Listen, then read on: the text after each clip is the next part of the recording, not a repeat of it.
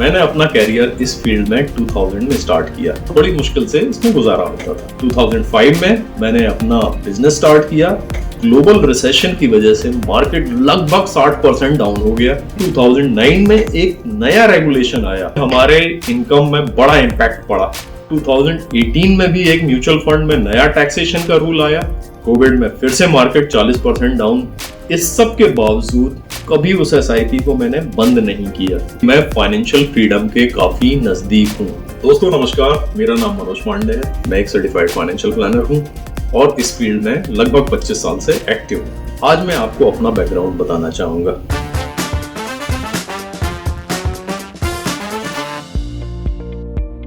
मैंने अपना कैरियर इस फील्ड में 2000 में स्टार्ट किया। मेरी स्टार्टिंग सैलरी थी 4500 रुपीज।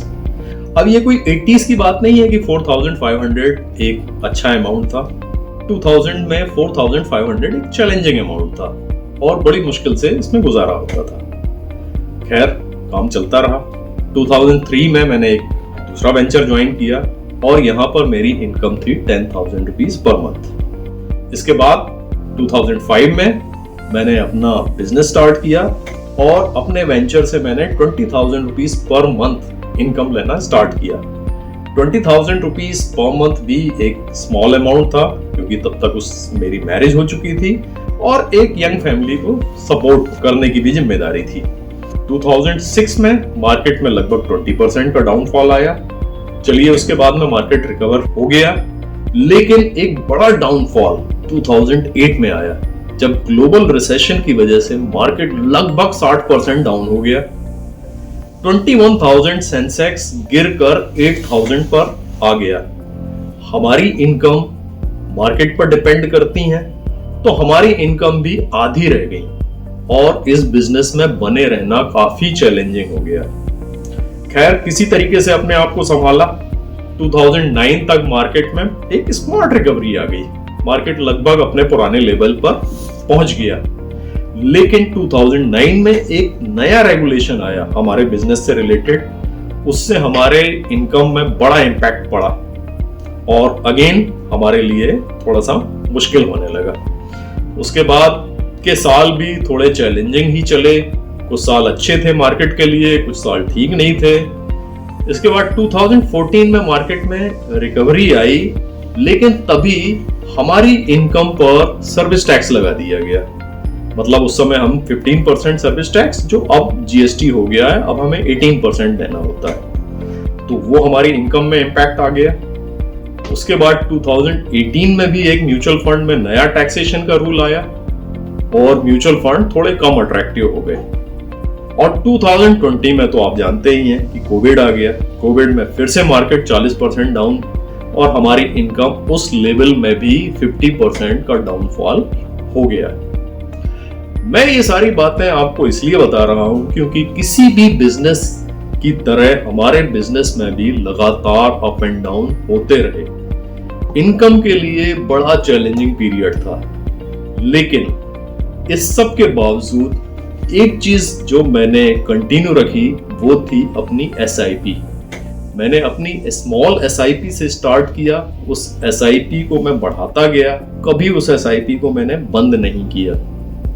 और आज मैं प्राउडली कह सकता हूं कि मैं फाइनेंशियल फ्रीडम के काफी नजदीक हूं। मैंने अपने फाइनेंशियल गोल अभी सारे अचीव नहीं किए, लेकिन मैं इसके काफी नजदीक हूं। फाइनेंशियल फ्रीडम वो सिचुएशन है जिसमें आपको पैसे के लिए काम करने की जरूरत ना पड़े। आप अपनी मर्जी से काम जितना चाहे कर सकते हैं, लेकिन पैसे के लिए ये कोई फाउंडेशन नहीं होगा, क्योंकि आपका पोर्टफोलियो ही आपको इतना सस्टेन कर सकता है, आपको इतनी रेगुलर इनकम दे सकता है जो आपके लिए सफिशिएंट हो। मेरी प्लानिंग अभी 15-20 साल तक इस फील्ड में रहने की है, लेकिन जैसा कि मैंने कहा, मेरे पोर्टफोलियो ने इतना सपोर्ट कर दिया है कि मैं फाइनेंशियल फ्रीडम के नजदीक हूँ। और यही मैसेज मैं अपने फ्रेंड्स को, खासतौर पे यंगस्टर को देना चाहूंगा कि देखिए, आप इनकम बढ़ने का इंतजार मत कीजिए। ये मत सोचिए कि आपकी इनकम जब बढ़ जाएगी तब आप इन्वेस्ट करना स्टार्ट करेंगे। इन्वेस्टमेंट या जो पोर्टफोलियो क्रिएशन है या वेल्थ क्रिएशन है, it is a function of time. Compounding के लिए आप जितना टाइम देंगे उतना आपका पोर्टफोलियो ग्रो करेगा।